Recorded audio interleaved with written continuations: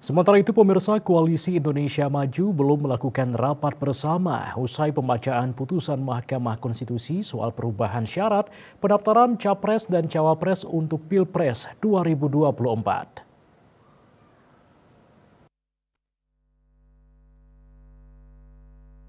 Ketua Umum Partai Bulan Bintang PBB Yusril Ihza Mahendra di Jakarta seperti dikutip dari kantor berita Antara, Selasa 17 Oktober mengatakan, awalnya ada undangan rapat bersama tetapi diundur sehingga saat ini belum ada undangan kepada ketua partai politik di Koalisi Indonesia Maju.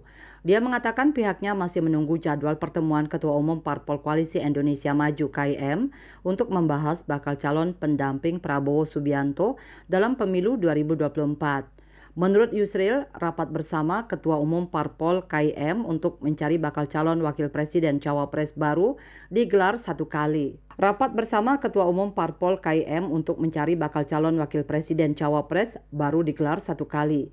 Dia menceritakan rapat saat itu berlangsung pada sebuah meja bundar, kemudian disediakan kertas kosong dan amplop yang dibagikan agar diisi usulan nama bakal pendamping Prabowo Subianto. Kemudian lanjutnya masing-masing ketua umum partai politik mengisi kertas tersebut dengan nama usulan bakal cawapres untuk Prabowo.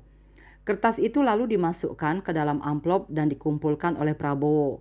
Menurut Yusril, bisa saja dari hasil itulah kemudian Prabowo mengumumkan ada 4 nama tokoh dari Jawa Barat, Jawa Timur, dan di luar Jawa yang dia pertimbangkan menjadi bakal cawapresnya.